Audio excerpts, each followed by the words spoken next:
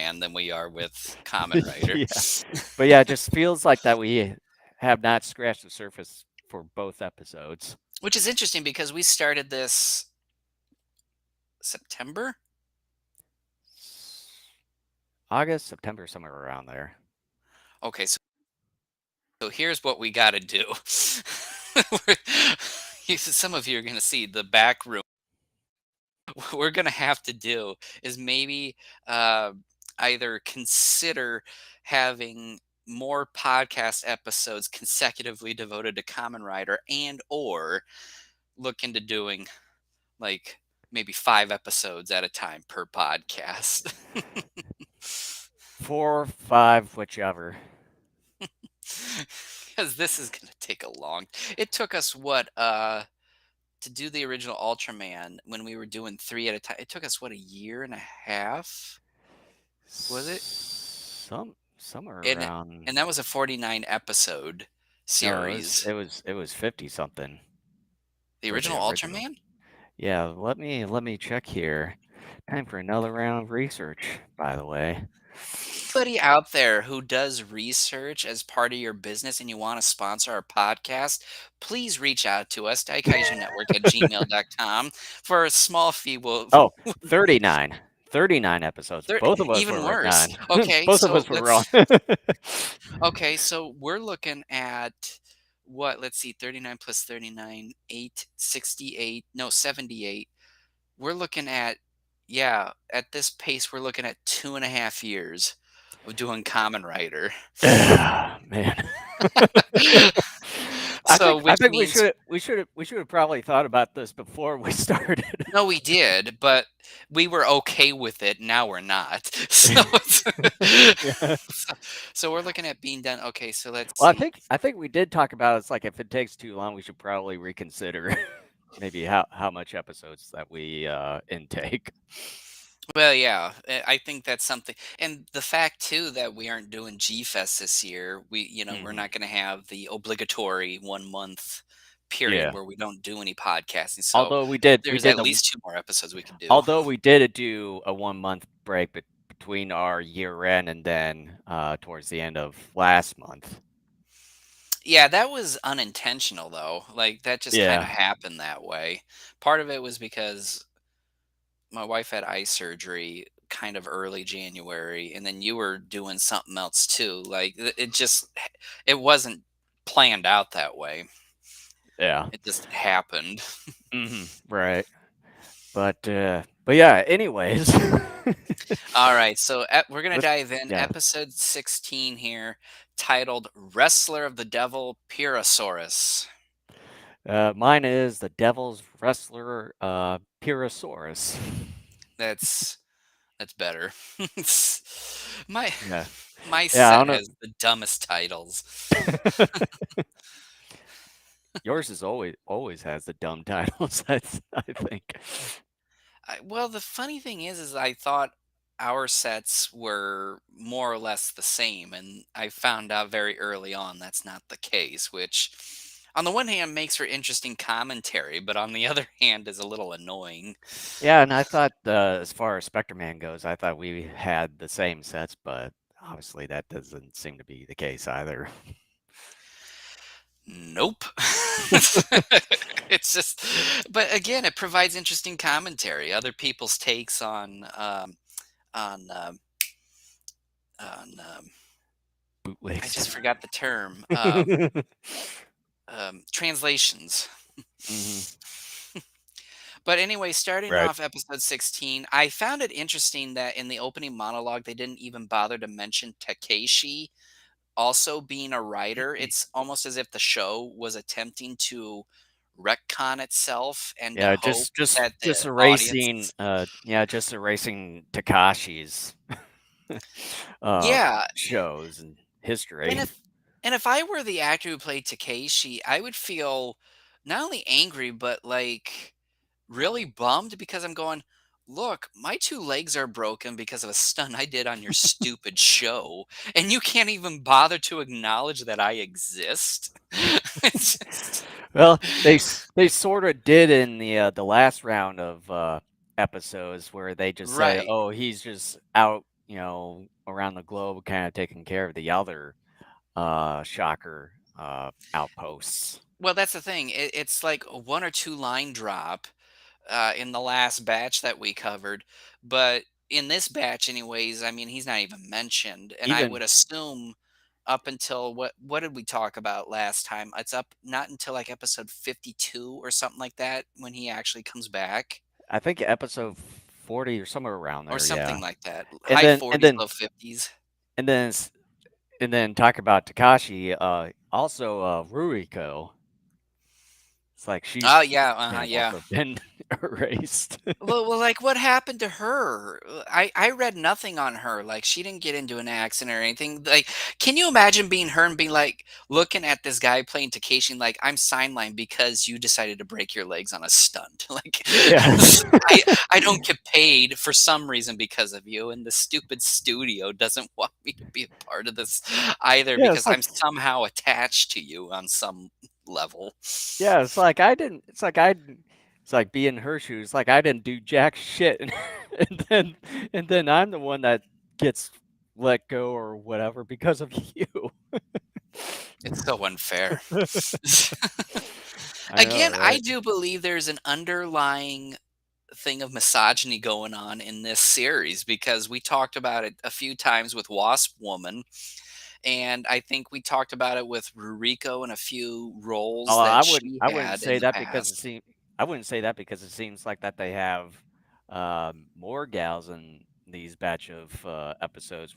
You have that one shocker gal, Maya, which, by the way, she looks pretty dang hot. I would have to say. And then you have those rider gals too. You know, the thing that was sort of in the back of my mind as I was watching this batch of episodes was that I really bet Jason's having an awesome time with this.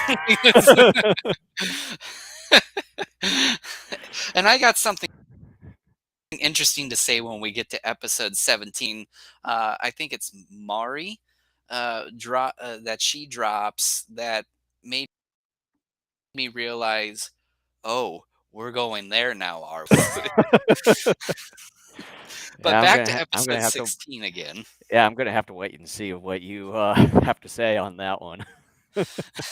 But, um, yeah, I just thought that whole thing was really strange. It was almost as if the show was trying to retcon itself. And then this little boy, Kyoshi, is watching his older brother Kusaka, Well, who is this.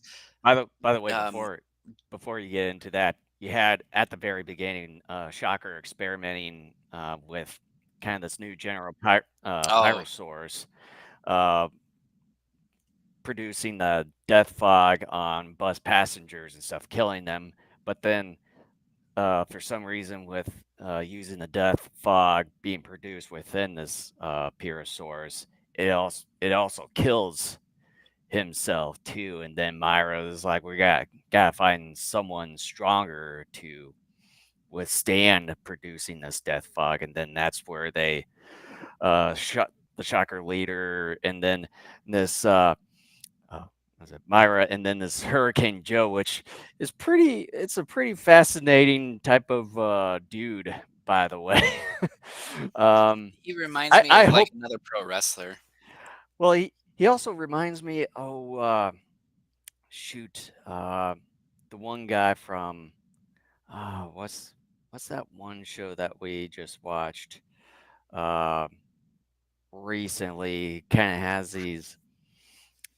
He's this one general with the silver face, and then kind of this weird looking three hands or something like that. Wait a minute, is it a tokusatsu? Yeah, it's a tokusatsu show. I know we just did this Ultra recent. 7? No, I What can't. tokusatsu series did we watch recently other than Ultra 7? I don't know. I'll have to take a look at it, but anyways, but yeah, Hurricane Joe is pretty fascinating character, by the way. But then like Shocker Leader is like they wanted to capture this pro wrestler Noboru as the next experiment to become the next Pyrosaurus, and then Yeah. just kind of jumping off what you were trying to. Yeah, and so this Kusaka, Noboru Kusaka, is supposed to be one of like a district champion of sorts, or something like that, and he's supposed to be, um, like you said, Shocker's next kind of target as far as potentially being the next Purosaurus, and they are saying this guy is really big and tough.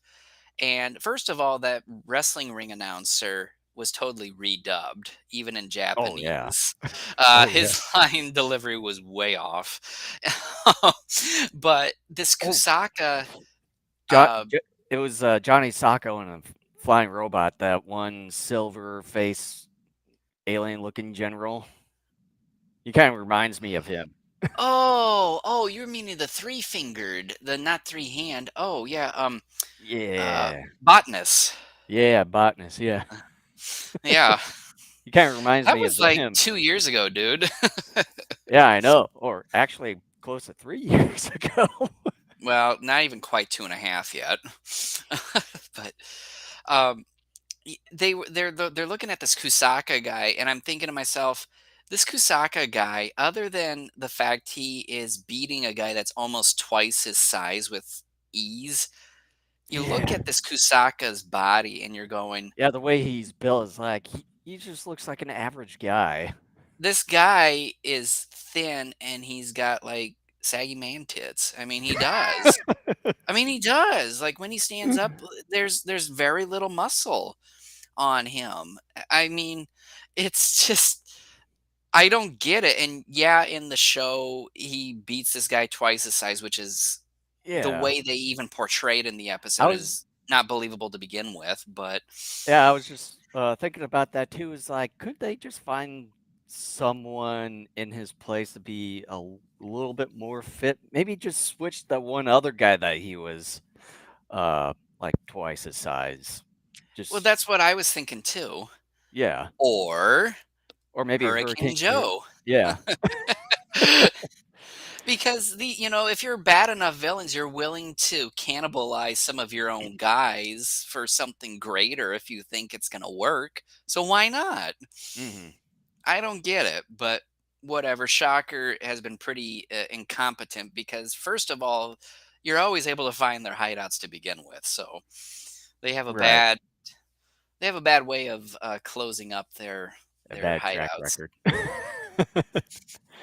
But he turns into another Purosaurus, and so then he and Kamen Rider meet up and have a little fight. Yeah. So, yep. With Shocker turning Noboru into Pyrosaurus, they test his abilities and make sure that uh, he's capable of taking on Kamen Rider. and then you had Tachibana timing Hirado in a motocross track, but then gets ambushed by Pyrosaurus, and then and then uh, and then another scene you had Noburu's little brother uh, when he sees this Satan mask guy, kind of a weird name, and then he thinks that the way that he looks like he's his older brother, but then it's like he tries to talk to him, and then he tries, and then this Satan mask guy like grabs the this Noboru's little brother, tries to throw the kid, but then is saved by a Kamen Rider and confronts Pierce Source, which transforms from Satan Mask, and then as well as confronted by Hurricane Joe, and that's sort of where the 16th episode sort of ends right there, kind of right in the middle of the confrontation between Kamen Rider and Pyrosaurus. Don't you think though it might be a jab at the United States that Satan mask is from the All American League in their wrestling? Like, don't you think that might be a Eh, jab at us? a little bit, but I don't know I thought it might what the be. reason is, but Well, we were still occupying Japan. In fact, I think we still even are at this very moment, well, we occupying have Japan at bases. some point. Well, we have But bases over in Okinawa, but oh well. I thought it was weird though too. Like they thought they had killed Kamen Rider in their first outing because they threw him in like this small pond or lake. And then when Kamen Rider shows up late, there's no explanation for how Kamen Rider survived or what have you, and it doesn't appear as if Shocker is shocked at all that Kamen Rider is back after they believed they had defeated him in that first encounter. They just kind of expected it and assumed, yeah, he's going to come back. And It always happens, I even know, I even just even in the final episode too. yeah, I know, and it to me that again that's mishy mashy writing because they were like, oh yeah, we finally defeated him and blah blah blah, and then he shows up later and no one's like, what, huh, like why are you here? And Kamen Rider doesn't give any sort of monologue of like, I held my breath for 2 years, I have incredible lung power, and as a result I survive. Some stupid baloney like that, where But you'd be yeah, like, ah, okay, but yeah, that's how you got out of like I it. said, just wait till you get to episode 18. It gets a little bit more outlandish Well, when yeah, it comes to I'll Kamen save Rider. my So comments for that when we get there. yeah. Um, but yeah, this was a very interesting episode. I thought it was fun, but I'll just go into my final thoughts here, I guess. A really entertaining and fun episode that brings in some good martial arts battles and a fun villain. Although, again, I don't buy into Kusaka being this all powerful wrestler considering his physical stature. But nevertheless, I'm willing to go with it just enough to where the story takes me. Oh, to see where the story takes me. Not a bad episode, and I gave it a B plus. Yeah, this one's a pretty decent episode, uh, in my opinion. Too, you get it's like when it comes to a lot of these tokusatsu episodes, they always sort of focus on certain subjects, and Kamen Rider is no different from other tokusatsu episodes. Now we've got, like in this episode and the next episodes, mostly focused around uh, wrestling. Here, you got this wrestling guy, and then a couple other past episodes. Too, you got you know Mexico, and then some of the other things too, and everything. But yeah, this, like I said, Hurricane Joe is a pretty interesting character. I hope he sticks around for the entire series uh, here, and then yeah, this, yeah, it's a pretty interesting thing that they've got going here with Pyrosaurus. I'm not sure how they came up with him, like in that regard, and as well as this death fog thing. So It's I'm Japanese not sure what's tokusatsu. the relation here. I mean, it's like in the past episodes, you had some kind of relation with like the generals being made per episode, uh, leading up to before Takashi kind of had his own little incident, breaking both of his legs and stuff, and then being benched for some time here. And then it seems like after his incident, then you kind of have some kind of randomness going on with the generals, like the monster generals and all that. But anyways, beside the point. Yeah, as far as episode 16, I would at least give this one a B. All right. So, episode 17 is titled Death Match in the Ring Defeat Pyrosaurus. I would say this is the first time that both of our titles exactly match. Hopefully there's more because we got like 90 Hallelujah! we got no 80 more episodes to go. And another like 1 3/4 years. I would But actually say about 80 more episodes left. and the thing I wanted to bring up where I was saying here about 5 or so minutes ago of okay, we're going there is that um Hayato is missing out on a potential 4 or 5 way with the girls in this series because Mari was mentioning to the other girl at the club at the beginning of this episode something to the effect of how dare Hayato you know not come and hang out with us girls like yeah like he wants to hang out with us or something to that effect and I'm going okay. Common Rider 4 or 5 way. All right. Let's see where this goes. So, I Why am I not surprised? well, I'm surprised it took this long for anything like that to come up. And the guy I'm sure playing Takeshi is going, damn it. Like I'm sure he was at home watching this, just so pissed. Yeah. But anyways, you had Kamen Rider and Pyrosaurus continuing battling against one another, but then you had for some reason Kamen Rider just bailing out on the bout between him and Pyrosaurus there, which to me is kind of a pussy move. It If makes you no think sense. about Yeah. even though it's like he's saying like Pyrosaurus being a bit stronger, but then I was like, I don't really know because he's not a cyborg. Because with cyborgs, they tend to be a bit stronger compared to a lot of organisms like out there and the like. And it's like, I mean, Kamen Rider could just easily kick his ass. Even the next general in the next episode here, but yeah, he just pushes out.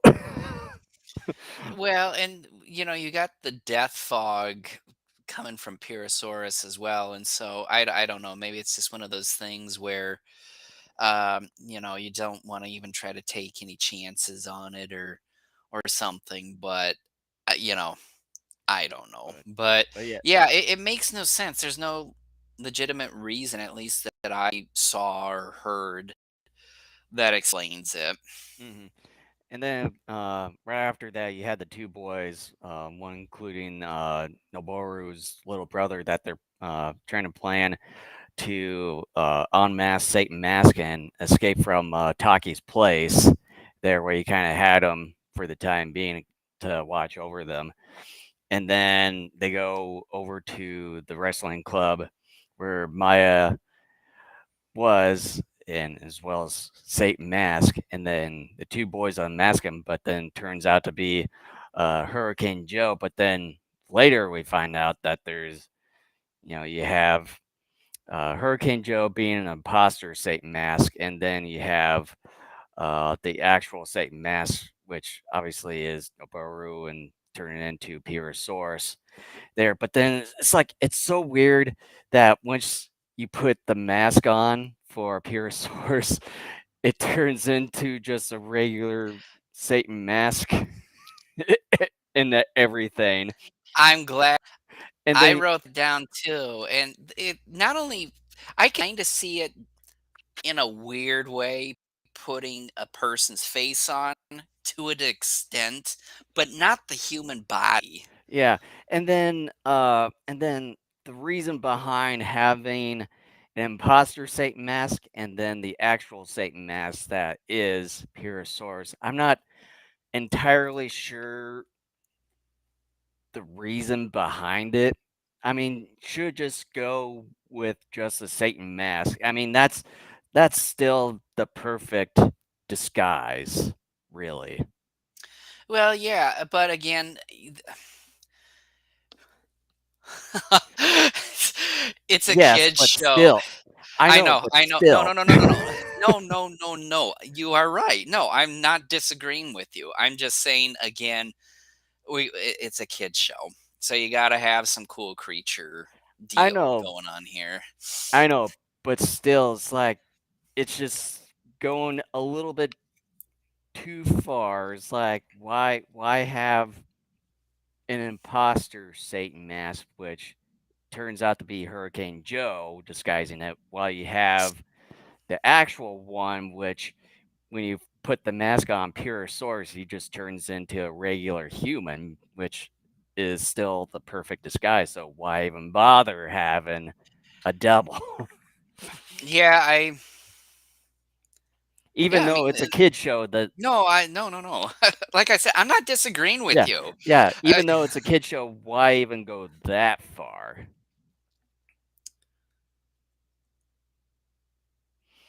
So you tell me. Look, to kind of go back and to remind you of a phrase that we even on this podcast have used numerous times, Toho Science. I'm just gonna kind of rename that and say Tokusatsu Science. Just to cover not just this show, but Spectre Man, Ultra Seven, the sadly disappointing Ultra Seven, Ultraman, like Johnny Sacco. Johnny Sacco. I mean, you name it. I mean, but see, here's the thing. Here's a little bit of an indulge me for a moment type of off ramp thing. That's what makes this stuff fun. I mean, sure, as an adult, you're able to catch things more than what you could as a kid, and a lot of that is because you've seen more shows and movies. You are able to just kind of figure things out and find things out more so than if you're a kid just kind of just taking it in as it comes. Mhm. But then on top of that too, um, that's what makes this stuff so much fun because let's face it, outside of like with the Godzilla movies, outside of our initial love of dinosaurs and then just being these boys that want to see, monsters destroy cities, as people, I think it was August Rigoni had said there's something uniquely Japanese about these films. There's a way in terms of at least how the stories are told with the tokusatsu genre, and the fact too that just like in America, American monster movies on some level have an underlying um, layer of kind of that Western mythology attached to Mhm. it that goes back, to England and France and Germany and all that stuff. Whereas Rome. with Yeah. Tokusatsu, it's got the underlying Japanese mythology and sometimes religion and all that stuff underneath too. And so it's something more unique because, when you grow up in Japan, you probably are watching this and you're probably like, yeah, I might like it, I enjoy it, but I like the American stuff more because you're not as familiar with the American stuff. Whereas here, obviously, hey, look, it's obvious we got a podcast that's about, Yeah. kaiju and We've more been doing this. specifically Japanese stuff. Yeah, it's like we've been doing this podcast for 13 years, so I And think it should so be obvious by now. But yeah, I mean, it's there's it's not just something we enjoy. Obviously, there's also a lot of content. So again, we've been doing this for a while, but also because there's something unique about it. And part of it is because we have a podcast. I have watched a lot of tokusatsu stuff for quite some time, but I find myself too, like time if I want to watch a movie, I get a hankering a lot of the time for something tokusatsu because there's something fun about it. That that that or other Japanese, related films too, Yeah, and even older American or science shows. fiction fare, because even in the United States back 60s, the larger studios had these smaller studios that were making these lower budget monster fare films and that were very popular with the youth and teenagers and young adults at the time. And um, it was a time in which, as so many of us here in America are saying, like Hollywood is afraid to take risks anymore. Hollywood wasn't afraid to take risks back then because part of it is they're like, okay, we got this smaller Allied Alliance studio here, um, or Allied Artists, excuse me, studio. We'll give them Mhm, a smaller budget. They will make these goofy monster movies that have a budget of like $50,000. They'll make them look decent enough, and these movies will actually make like $200,000. Like we're making a profit off of this, and it's part of it is because hey, we got this goofy monster movie. We're not afraid to go into outlandish territory mhm. here. And yeah, you could argue even then, some of the American movies, like let's say Earth versus the Spider, may not necessarily be as outlandish as something like Kamen Rider. Yeah, that's probably true. But again, that's what sets tokusatsu apart from not just something like Earth versus the Spider, but most other American fare as well, is that they're willing to go to outlandish places that really, when you think about it, is pretty stupid and makes no Mhm. sense. But again, no one else was doing it, and very few other people have done something similar since, unless it's some type of a extended sequel of sorts. So, that's what makes it fun. What the hell were we even talking about to begin with? The Pyrosaur transformation, is that it? Oh no, Just why they even would do Pyrosaurus to the begin with. disguise the Yeah. disguise things. That Yeah. that just went into a completely, different tangent that Well, you I told you, I said just this is an indulge me moment, but I totally forgot the original but point we were trying to make here. but anyways, after the boys unmasked the imposter Satan mask here, you had Pyrosaurus go into this go-go dance venue, testing out his death fog, which he succeeds and doesn't kill himself after using the death fog. And this is where you had a couple of those rider girls there, but they were in a different area of this venue, which They were in the luckily bathroom. they were not affected at all. And then and then it was just kind of weird that, oh, is everyone sleeping and everything, and then and then it's like, hey waiter, can you like get us something? And then you had this guy. It seems like he was still alive, but then all of a sudden turns into this like really fake skeleton. I'm not sure why they didn't grab like one of those scientific type of skeletons that they always use, but they just sort of made their own type of It skeleton. looked like someone took a block of foam and Yeah, carved a skull out of it. yeah. I'm just like I said, I'm not sure why they didn't use one of those scientific type of skeleton things that they've always used in these tokusatsu shows, but they eventually had some kind of money to make their own. But yeah, so Well, um faint. yeah. And then they're taken back to Tachibana's place, and at one point, while they're still out, Tachibana, I thought in a weird way, was sort of macking on him because he was saying how cute they look.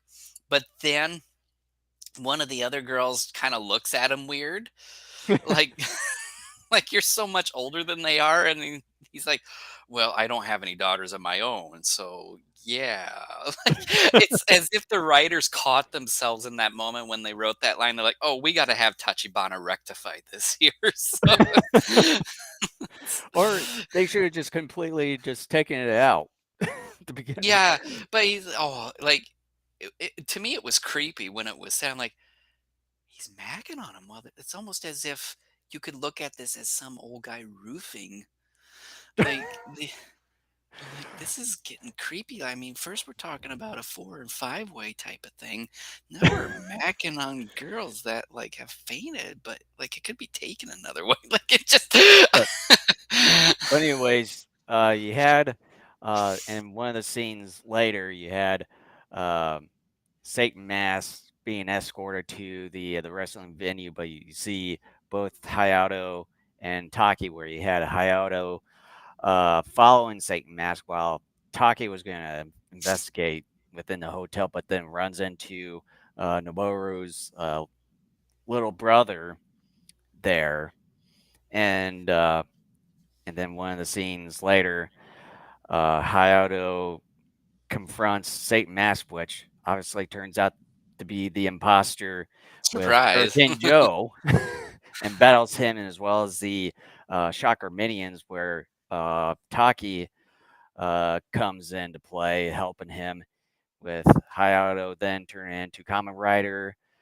Heads to confront the real Satan Mask at the wrestling venue there before it's too late with Purosaurus using the death fog on the spectators and everything, which he does arrive on time and faces Satan Mask in the wrestling ring there. I'm not sure how Kamen Rider finds one of those robes there, which it was it was a bit strange the way that he A little came bit. in there, and then once everyone get this little bit of chaos in the wrestling venue, and then you had the Rider girls confront Maya there, along with Tachibana and Taki fending off the Shocker minions there.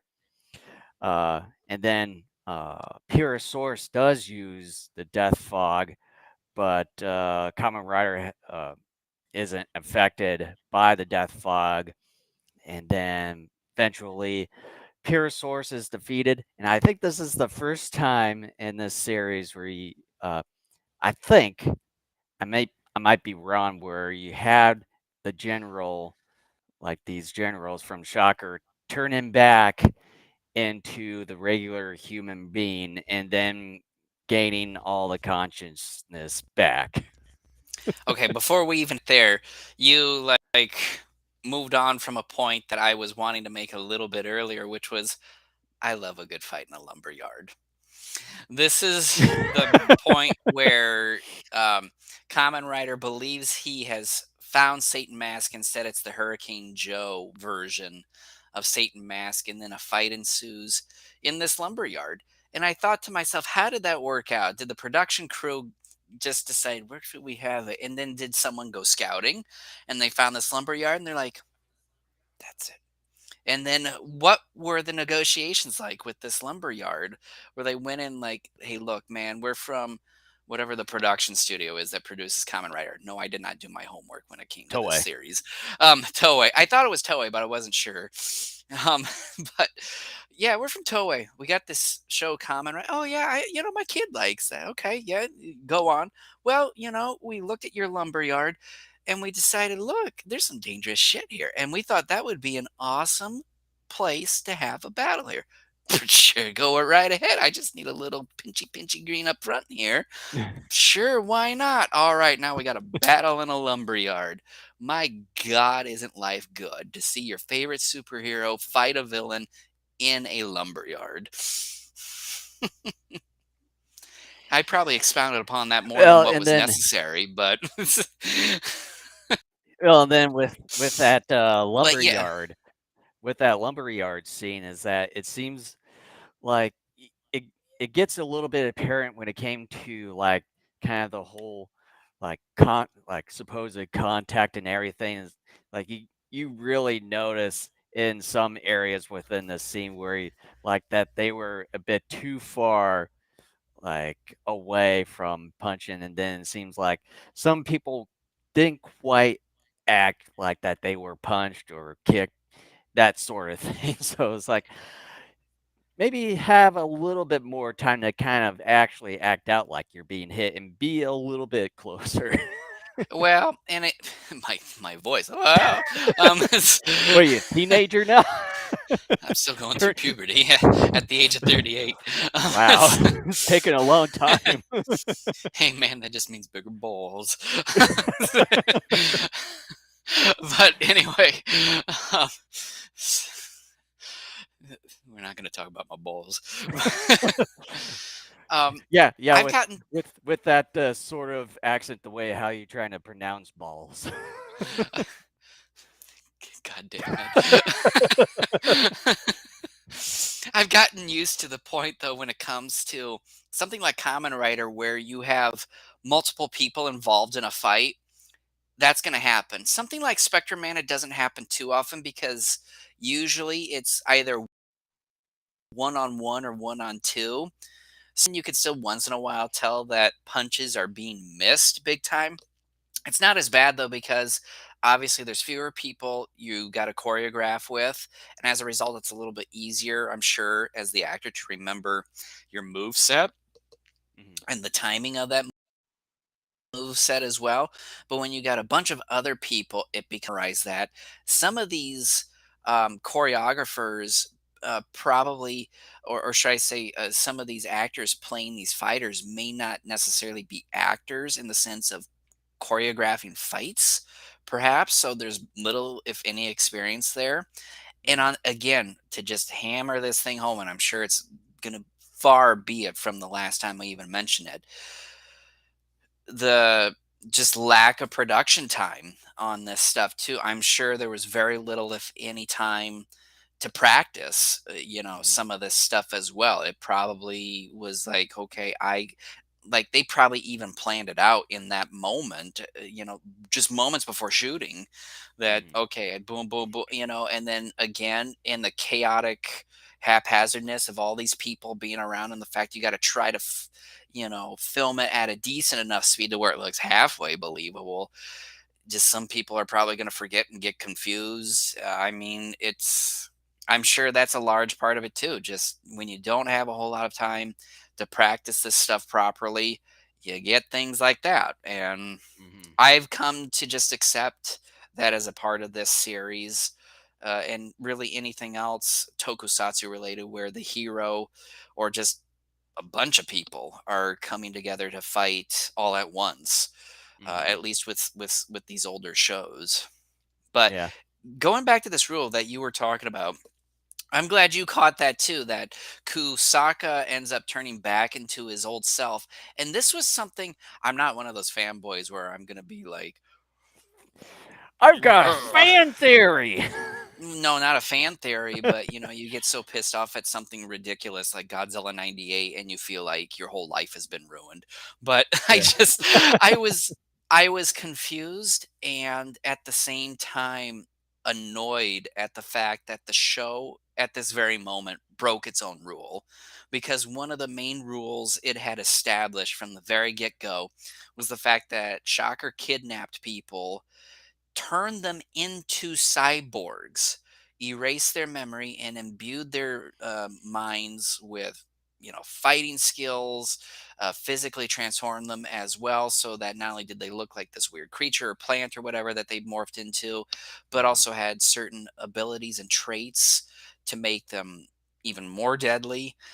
Um, and the fact that somehow Kusaka is the first one in this series to, like you said, completely go back to normal.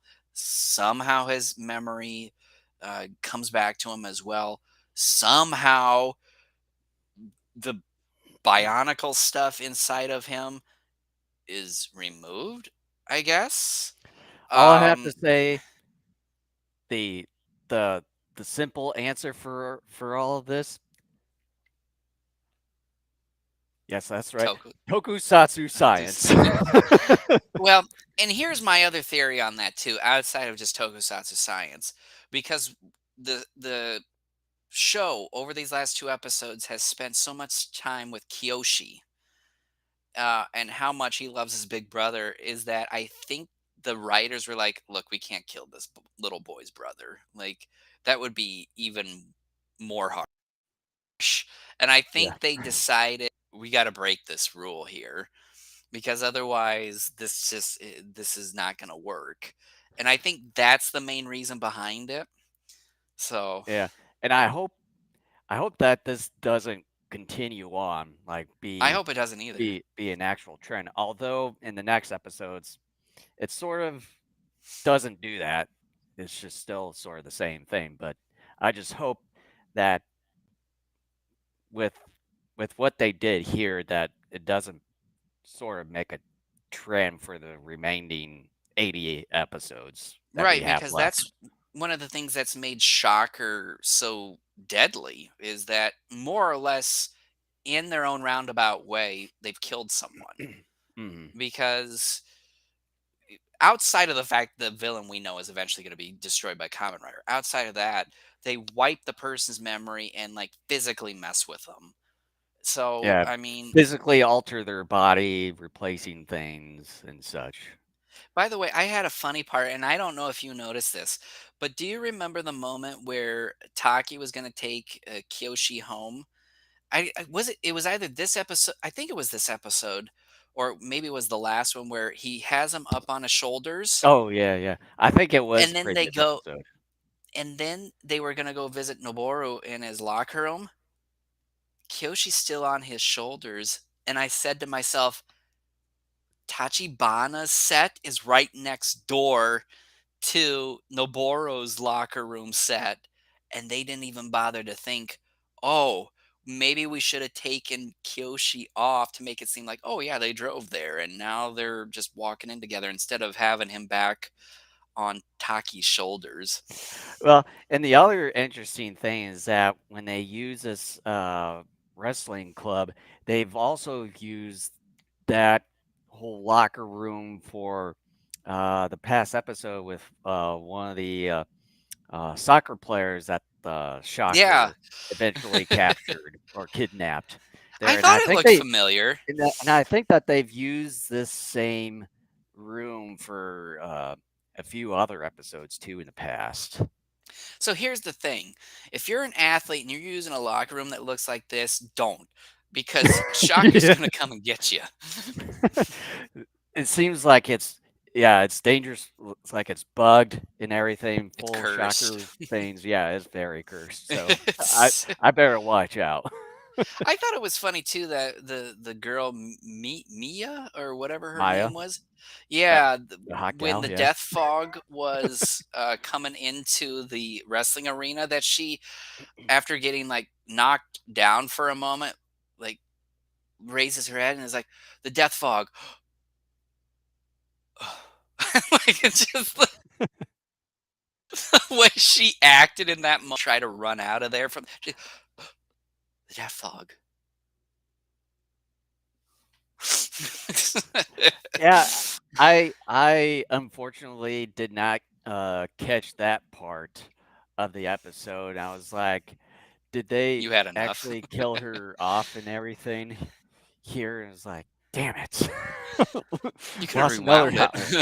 Yeah. But yeah, it's this one was a bit goofier, I think, than the last one. Did you want to go in your final thoughts and ratings on this one first? Yeah, with this one, yeah, it's this episode compared to the previous one, yeah, it's a bit goofier, especially when you have Kamen Rider coming in, confronting Satan Mask, eventually Pyrosaurus in the wrestling venue there, the way how he entered, and I'm not sure why he took the time to put a robe on himself. But yeah, it's goofier, um, but at the same time, still a pretty decent episode, and as well as how it turned out. But then, as far as how Pyrosaurus just turned back into Noboru there, and again, to reiterate how we were talking about this beforehand, is that I hope that this turning back into your normal self doesn't become a trend for the remaining 80 episodes here. I just hope it's a one-off sort of thing. But yeah, uh, otherwise, it's a pretty good episode. I would give this one a B minus. I wrote this particular episode slows the action down a bit, but has a fun nightclub scene with go-go dancing and everyone turning into skeletons. Other than that, the fun disappears for a while. The battle in the ring was mildly interesting yet silly as well as the lumberyard fight. What upsets me the most is Kusaka being turned back into himself when that hasn't been the rule of the show from the very beginning. It's very irritating and it's done to make the boy happy in the end, so he has his big brother. While commendable, it breaks one of the series' big rules. For that, I have to knock the episode a bit, and I gave it a C minus. Oh, wow. That irritated me big time, even though I understood why they did it. To me, again, it's just like a huge broken rule that Mhm. you know I don't know. It would be like instead of He-Man pulling out his sword and saying by the power of Grayskull, it would be like him pulling out, I don't know, a raccoon and saying, and then like turns into Well, He-Man or something like that. well, they're like breaking this sort of rule. You know, it just like what we discussed at the beginning of this episode. Like you brought up that it just felt like that they're retconning or trying to erase Takashi from I from know. the series, even Ruriko in that matter. Yeah. Again, if I were her, I'd be pissed. I mean, like, look, I'm sorry the guy busted his legs, but you really have to get rid of me? I mean, this is Yeah. all right. So, on to the last episode that we're covering here for this podcast episode. It's titled Fossil Man Starfinger. And that's also the same title too. Two in a row that Two they're in the a row. same, Can we three-peat in a couple of weeks? or 4 Actually, no, weeks. in another month. Yeah. 2 months actually. Yeah, it's whew, like time flies. Whew. By saying that, I do love Starfinger here. I like the fact that the actor keeps his arms by and large off to the side like a starfish. Outside of it being a starfish, and as cool as that is, and as cool as this chest hair, it's the little Yeah. tentacle, mouthy things. I know. Um, One of the things I dig about this particular starfish suit is it looks like the main angry bird. The Yeah, it kind main of does red now that I angry think bird. about it. Because this guy's got a beak on him, and this starfinger is red. So, with that, the episode starts out with two brothers hiking in the mountainside and then running into this hideout, which eventually is Starfinger's hideout. And the way how they stumble upon or run into Starfinger is that he was kind of this petrified sort of giant starfish kind of along this riverside here, and then just all of a sudden just turns into this anamorphic looking By the being. way, first and foremost, here's another episode of two brothers. One is significantly older than the other. Was this a thing going on in Japan around this time? I mean, I'm curious. If it looks like that, then yeah, it's sort of a trend. Okay. sort of thing. But It's even like that in anime.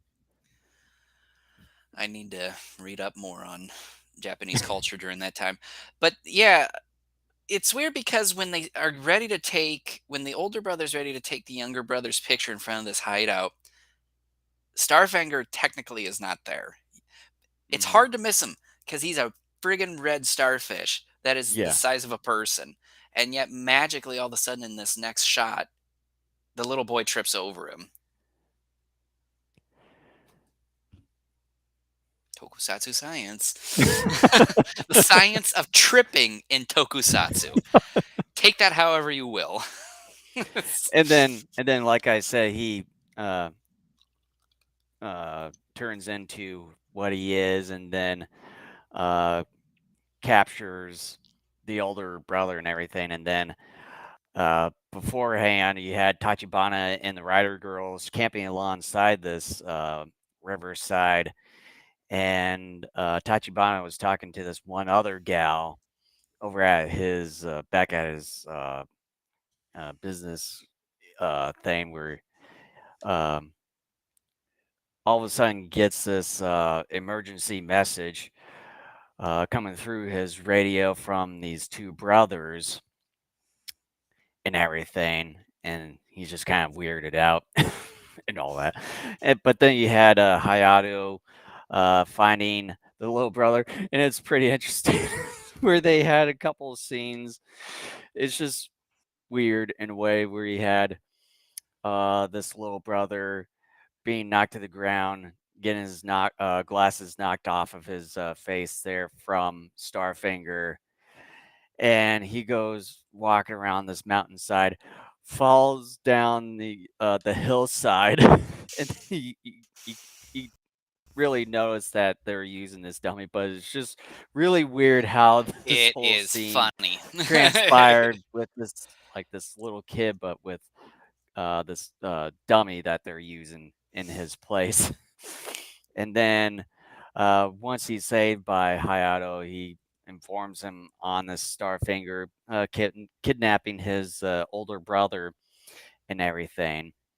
And then all of a sudden, you see Taki alongside this riverside finding the hideout, trying to about to investigate it, but is confronted by the Shocker Minion as well as Starfinger. And then you had go ahead. Well, I kind of want to jump in with some points and stuff here before, like, we do get all the way to the end. I think I may have mentioned this before, but I'm just really bummed out anymore that Shocker lackeys tend to wear luchador masks now instead of the Yeah, cool face it's paint and maybe special goggles that yeah, it's they literally would right wear. after that whole. Yeah, it's literally right after that Cacto um, uh, episodes where they started Yeah, wearing that luchador mask. yeah. And have you gotten to the jail thing yet? No, I'm gonna eventually get around to that here, but yeah, that's the one thing I want to get around to. And I want to just, for the people who are watching this, on YouTube and elsewhere, I want to share my screen so you can get an idea of what Starfinger looks like here. Yeah, just um, but while he's doing that here, okay, All uh, right. So this is Starfinger right here. yeah, I'm just kind of Look at that I'm just kind of waiting. Here we go. that nice thing. I mean, that's a Yeah, it man right there. yeah, the way how Kent described it, it looked like that the main red angry bird there. Yeah, it does definitely look like him. It does. Yeah. Whoops. So yeah. That's what Starfinger looks like. So anyways, back into the kind of the whole premise here. Kamen Rider comes in and confronts Starfinger, but unfortunately he's no match because somehow a starfish is strong as like a fossil or a rock, that sort of thing. That's sort of where the whole episode title comes in, the Fossil Man, Starfinger. And I'm And not sure why that's the case. I know with fossils and everything being prehistoric and everything, although starfishes, they're still alive to this day. well, well, yeah, and I think that the thing is this is supposed to be a prehistoric one. But again, okay, we could argue that in a way the show is sort of maybe breaking rules again here, maybe because we don't get any background story of this individual who was turned into Starfinger. It's almost as if Starfinger has been around for quite some time. Hmm. Even though he does talk about some shocker plans at one point, it's as if this dude has been hanging out kind of in this general area for quite some time. Hmm. Yeah, and then saying that he's strong or tough as a rock and stuff, it's like, how can he move around then? Yeah. For that matter. But then back into this is that Kamen Rider was no match for him because of how quote unquote tough Starfinger is, and gets knocked over this cliff or ridge where this waterfall is. And Taki runs into Tachibana when he goes into this cave. Um, and then both run into Starfinger, and the minions get captured. And then this is where you want to get into is that both of them are put into this jail in the Shocker or into Starfinger's hideout there, and is joined by the older brother there, and then eventually a disguised Hayato It's a there. terrible disguise. And it's like, how did he end up in this jail to begin with? Because he gets knocked off from this uh, waterfall ridge here, nowhere to be found. We don't even see him since. But then he winds up. Yes, yes, I know. Winds up in this jail without any reason whatsoever, except for, yes, that's right, Tokusatsu. tokusatsu This science. this is not Time Out, it's Tokusatsu. Well, Maybe they threw it him. was mainly Time Out, but now we're I know, not anymore. transforming Now it into this means Tokusatsu Toho Science yeah. or Toei whatever. Maybe he got thrown in jail because he refused to die when being thrown off the waterfall. You didn't I don't know. die. Now get thrown in You're jail. stretching that a little too far, but Hey, yes. dude, again, look at how incompetent and stupid Shocker is at times. I mean, I'm not going to put it past. Hey, you were supposed to die off of that because that's kind of high. Like, it's. Yeah. But yeah, he disguises himself by putting on a beard on his face. Yep. It is like both Taki and Tachibana didn't realize who he was before Oh, man. putting like taking the beard off of his face. That's what makes it worse. It's not just that the disguise is awful, it's that Tachibana and Taki don't even recognize him. And Hayato's in the corner going, With that weird looking expression there. I But mean, yeah, that's exactly what he did. and then the way how they try to get out of the Shocker jail here is pretty hilarious. Where they start a ruckus. You had the older brother of this younger brother here, just randomly punching Taki in the face there and causing a ruckus, luring the Shocker minions, and then you had this really sort of unnecessarily long, sort of sped up scene of just like Tachibana, Taki, Hayato, and the older brother just beating the living shit out of the Shocker minions, and then just sort of this battle royale. I probably maybe lasted for maybe about a minute or something. It seemed maybe a bit longer than that, but yeah, it was sort of sped up, and then all of a sudden get to the point to where that all of the Shocker minions are just piling up in this corner of the jail, and then uh, the four get out of the jail there and disguising themselves as the minions there, but that disguise didn't quite last long. Yeah, yeah, and it's a very sped up moment, and you got chipmunk sounds going on. I'm sure again because it's supposed to be a show for younger audiences, it was meant to be somewhat hilarious, and it was. But at the same time, it's one of those hilarious moments that is just too much. Uh, That and then it's like, is this sort of post-production thing for this particular sequence necessary for it? What's the reason behind it? I mean, sure, maybe try to speed up the scene, but I would at least say in a post-production scene, just show a little bit of the regular original footage, not sped up, but just not have it run so long. yeah, I mean, and again, I have to keep reminding myself it's a kids show, but there's got to be a line drawn in the sand or maybe even in the dirt where, you know, as writers and producers of this series, there's a line that you don't cross even if it's something that's made for younger kids. To me, this was going past that line. Does it seem like it's sort of like that the rule breaking where you had Purosaurus turning back No. into normal person? Okay. No, to me, no, it's not that. No, it's no, no, it's not that bad. That that was like, dude, we were like, what were we thinking, type of thing. Um, this one, it's goofy, is what it is. Yeah. So Yeah, so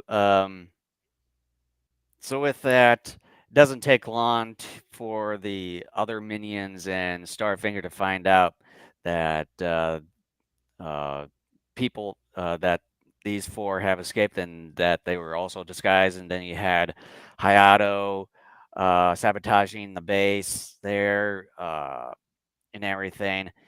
It eventually led to um, like all four escaping as well as well, escaping and then uh, having the hideout explode. But for whatever reason, Starfinger somehow survived that explosion, yep.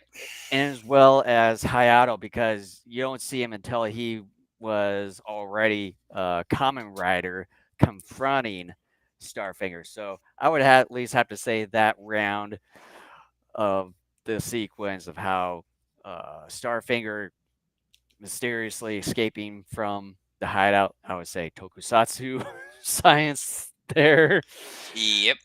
But yeah, so Kamen Rider finds out Starfinger's weakness, which is water, and defeats them right there at the very end of the episode. And yeah, so that's how it all ends.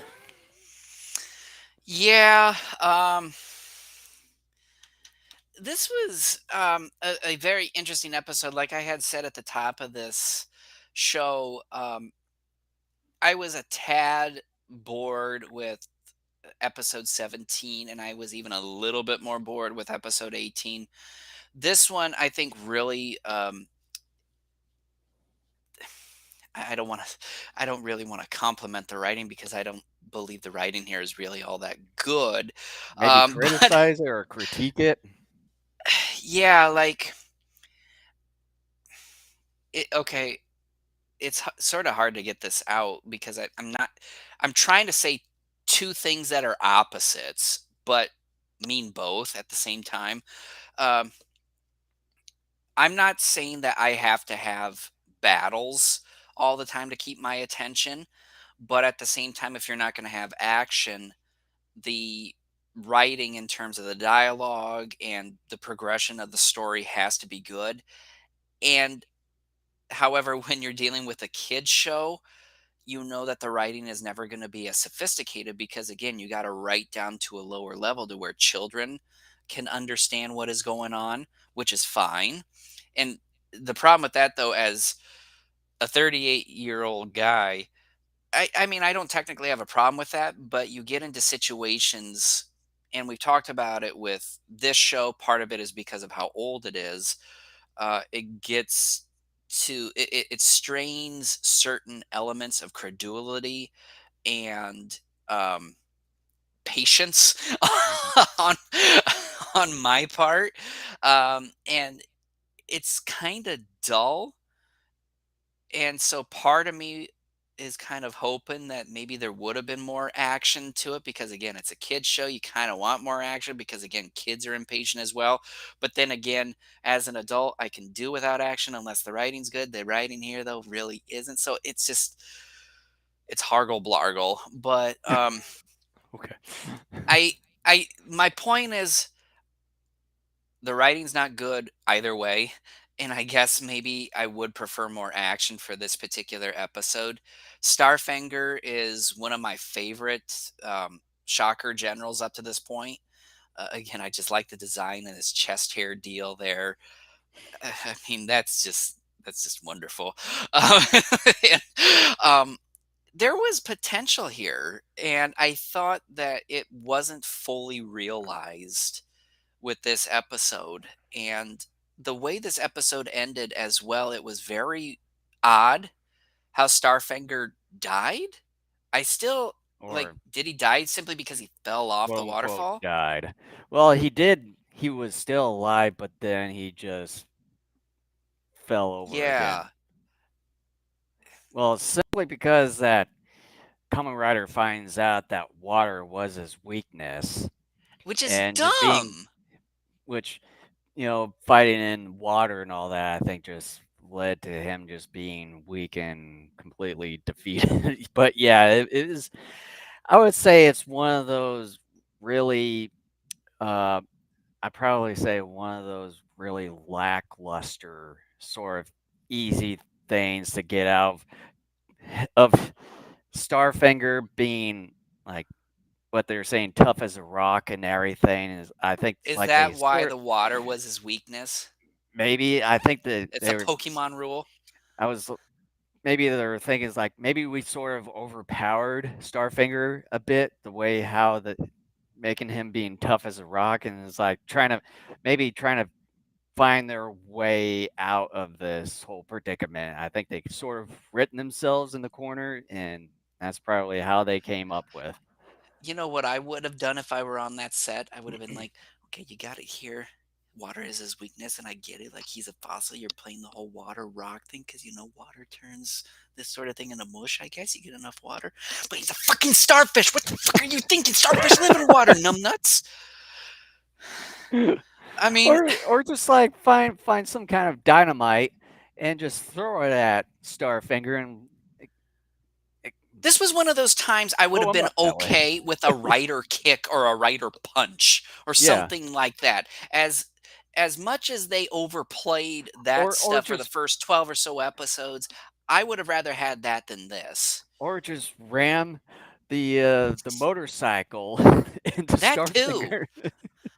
I mean, you know, beat him to death with the stick you find too. I mean, to me would have made more sense than a star dying in water. I mean, that just makes no sense. And the whole episode ends very abruptly too. Usually there's at least a little bit of a transition. There really isn't for this one. It's like, Starfinger dead. The end. To be Mhm. continued. The end. Yeah. My God. What fuckery. I mean, just So it sounds like maybe we should just go into our final thoughts on this one. we do. Yes, we should. Let's pull up my notes here. And I think you're going to be a tad, maybe tad surprised as far as my rate. A unique episode that brings in a shocker villain I'm considering to be one of my favorites so far. The look and traits of Starfinger fun and I get a little Virus vibe of mixed entertainment value.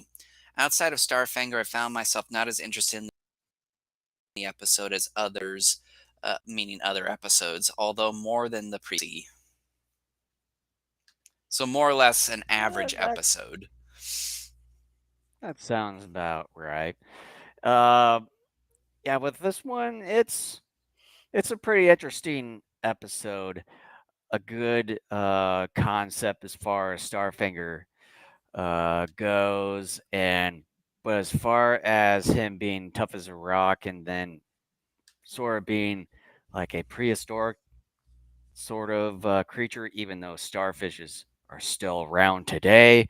So I'm not sure sort of their reasoning behind his sort of background here and him being tough as a rock. And if that's the case, why is he still moving around pretty easily in that Yeah. regard?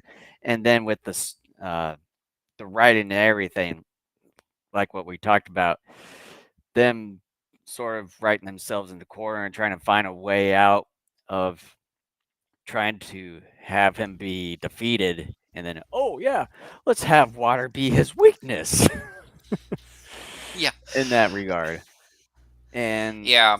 I and don't then know. that jail scene too. It's a tokusatsu show, so it's no shocker. No Oh, pun intended. I see what you did there. No pun intended. So, um, but yeah, with what's going on here, yeah, it's a Common Rider episode. So with that being said, I give episode 18 here, I would say a B. Oh, wow.